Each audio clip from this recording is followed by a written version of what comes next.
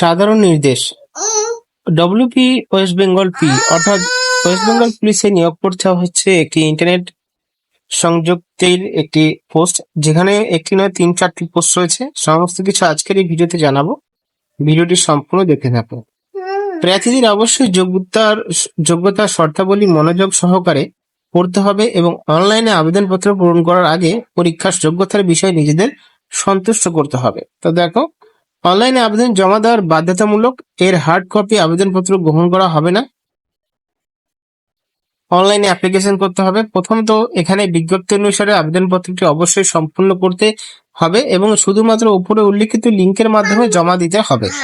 লিঙ্কটা এখানে তোমরা পেয়ে যাবে www.police.gov.in। তারপর এখানে দেখো, প্রার্থীদের পাসপোর্ট সাইজের ছবি, স্বাক্ষর, তাদের আধার কার্ডের কপি, শেষ যোগ্যতা পরীক্ষার শংসাপত্র, কাজের অভিজ্ঞতার শংসাপত্রের অনুলিপি যদি থাকে সেটা দিতে পারেন, আপলোড করতে হবে ওয়েবসাইটে। সমস্ত অসম্পূর্ণ আবেদন সংক্ষিপ্তভাবে প্রত্যাখ্যান করা হবে। যদি সম্পূর্ণভাবে আবেদন না করেন তাহলে কিন্তু আবেদন গ্রহণ হবে না।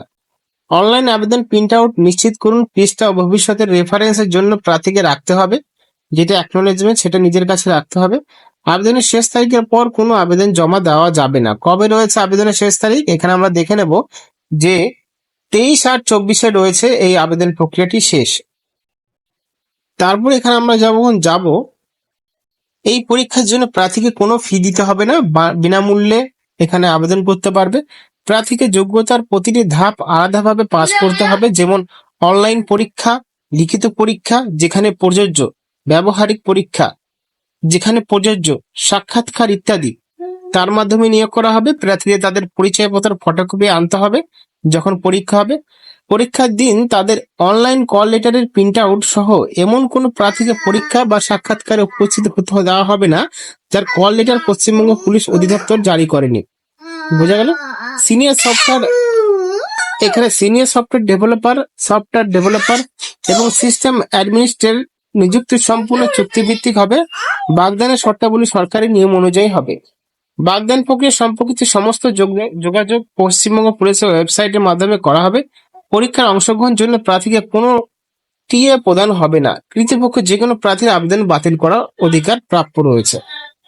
এবার দেখো, প্রথম সিনিয়র সফটওয়্যার ডেভেলপার রয়েছে, যেখানে আবেদন করার জন্য প্রথম শ্রেণী এমসিএ বা আইটি কম্পিউটার প্রথম শ্রেণী এমএসসি বিজ্ঞান বা আইটি কম্পিউটার প্রথম শ্রেণী বিএ বিজ্ঞান বা আইটি কম্পিউটার প্রথম শ্রেণী বিএ টেক বিজ্ঞান। সরকারি প্রকল্পে সফটওয়্যার ডেভেলপার হিসেবে 5 বছর অভিজ্ঞতা থাকতে হবে। Python, node dot JS, react native factor, ম্যাঙ্গোডিবিতে অভিজ্ঞতা বাঞ্ছনীয়।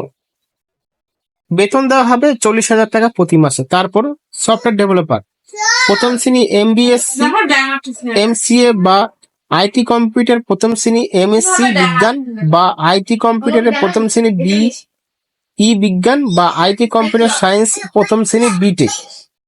এই সমস্ত পোস্টের জন্য এই সমস্ত শিক্ষাগত যোগ্যতা রয়েছে।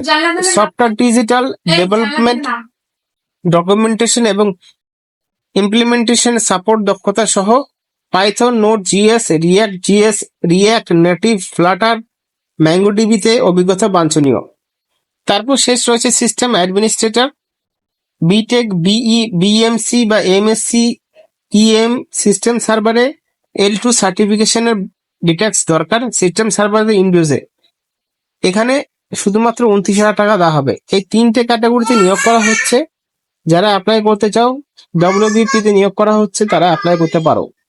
সরকারি মতে 23/8/24 রয়েছে শেষ তারিখ। যদি ভিডিওটি ভালো লাগে তাহলে চ্যানেলটিকে সাবস্ক্রাইব করবে। ধন্যবাদ।